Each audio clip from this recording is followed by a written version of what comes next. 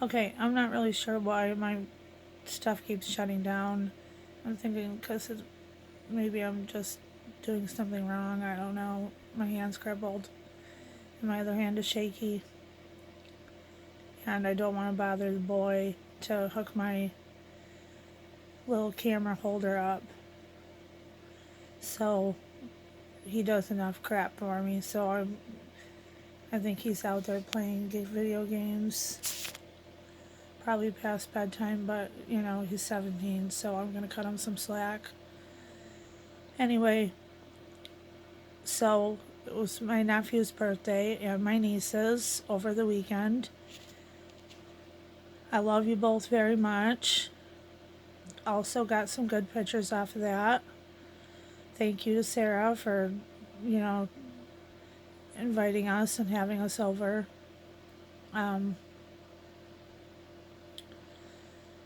See, I've tried to do this 3 times now, so now I'm trying to think of what I've already said. Clarity's not helping. Let's see. Yeah, I got good pictures on Facebook from radiation. If you don't follow me on Facebook, then you clearly aren't seeing them, but okay, screw these glasses. I can't take it. Anyway, yep, this is me in all my bloated pumpkin face glory. Anyway, so yeah, she got some really good pictures, and no, the radiation was not on, but they did the spin and everything and turned the lights on, so she was hilarious getting pictures. The only thing she didn't get a picture of was how thick the door is to protect everybody else from the radiation. I've basically spent the last week in bed. I am so tired and I am so weak that basically I'm a 2-person transfer. I usually need a spotter. I'm very rarely alone. And it's not even that I don't have the motivation to do anything, because I look around my room and I see all the things that I want to do. And I can barely lift my arm at this point. Denver made me pot pies for lunch today. And like, I have no taste in my mouth. It's just nothing tastes good. So we just kept feeding me different things, thinking eventually something was gonna taste good. And it just didn't happen. So I said, let's just have some pot pies. And, the dogs, God love them, they're sitting here and they know they have to wait until I'm finished. But I'm trying to get the pot pie out of the container because Denver didn't do it. He didn't realize that's what I was, needing. Hold on, I gotta switch to my crippled hand for a second. And the pot pie about flew right off the plate. Okay, sorry. And the dogs were just sitting there like, just waiting for it. Just waiting for those pot pies to go flying. And they almost ended up on my lap. So of course I had to call Denver back. And usually he can't hear me, which I think I need like a baby monitor or something so people can hear me when I'm in the back of the room, which, is usually where I stay because it's like my little safe haven. Slowly it's filling up with all my favorite little things to look at, which is sad but happy at the same time because I'm not staring at blank walls and I get to look at things. On the other side of that, I don't, write very well. So if I have been writing you letters or journals and they've suddenly stopped and I'm dead, then you know why. Because it's very difficult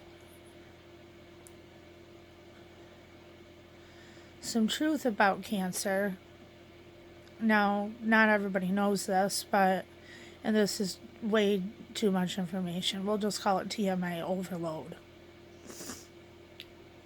I had spinal surgeries when I was 12 or 13. Either way, I've got a rod in my back. So I'm not flexible at all. My back doesn't bend. And my biggest fear was dying crippled, because I knew years ago that it was, going to happen, that the hardware would fail eventually, because it happens with Harrington rods. So then I get brain cancer, and I think, okay, well, you watch all these people, they're up walking around with their brain cancer. Well, you know what? That just didn't happen for me. So now I'm half crippled, and let me tell you that when you have taught yourself to walk more times than you want to admit, and everybody thinks you're so strong, and truth be told, I'm not strong. I'm weak. I can't wipe my own butt half the time. It's not easy because I can't bend. And if I bend too much, I'll fall.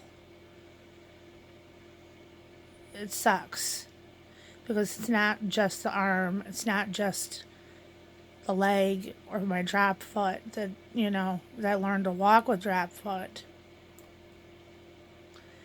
It's my core. I don't, my core is going. I'm on a taper down from my steroids, so hopefully that helps in combination with the radiation. Honestly, I'm not so sure. And it's not a negative thought, I'm just realistic. Nothing has stopped this bitch so far, so I don't see it happening. At least, I'm hoping for this last Christmas. I'm hoping to watch the kids run out of a corn maze one more time. I'm not clearly going to be able to do it, but I want to take them so I can watch my kids run out of the corn maze one more time. And butt wiping, yeah. Butt wiping isn't always fun. And it usually takes me a good 20 minutes. And it's, the kids just expect it and they just wait for me to call them. Sorry, kids. You've been outed as the most wonderful children on this planet. Because I'm not letting them wipe my butt. There's just not a chance in hell that that's going to happen. Either way, another hard truth. And I don't talk about this very often, but I'm basically alone. And yes, I have my kids and they're amazing. But there is this overwhelming sadness that there is just, at some point, you just want someone to lay down with you and just put their arms around you and say, I love you and it's going to be okay. Even if it's not. Because I'm so used to being strong for everybody. And people comment and say, you're so strong. And you know what? It's a lie. I'm not strong.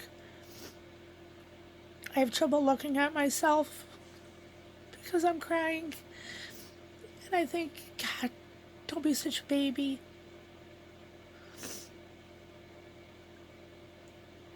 But yeah, I feel like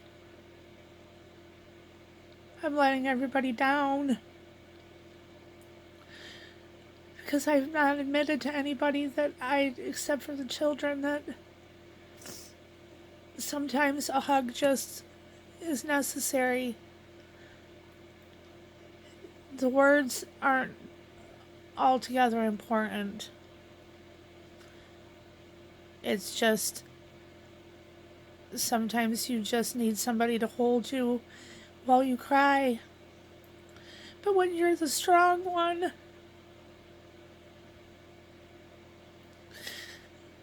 when you're the one that holds everybody, it says it's going to be okay, who's left to hold to?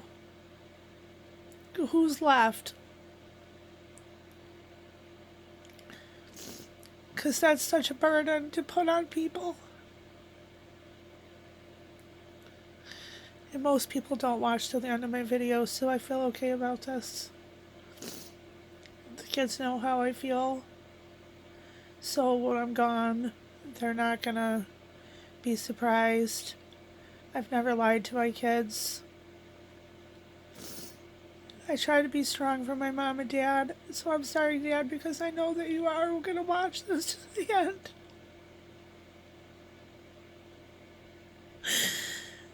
And I'm glad I got to celebrate your birthday with you.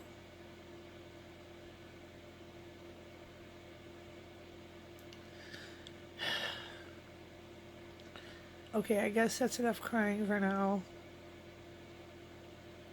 I'm gonna stay up until Hazel gets home. Because I don't know what I'm gonna do if something happens, because it's not like I can drive, but at least I'll be able to call somebody to go and find her.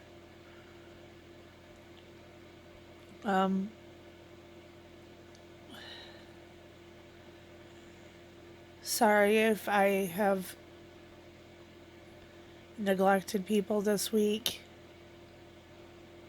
and not responded as fast as I should have. I'm just so tired. I'm hopefully going to start my Avastin back up on Friday, which is another trip to Grand Rapids.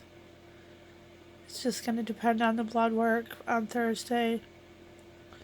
And I'll start the chemo, which I might have already said that, but I made so many pre-videos I can't remember now.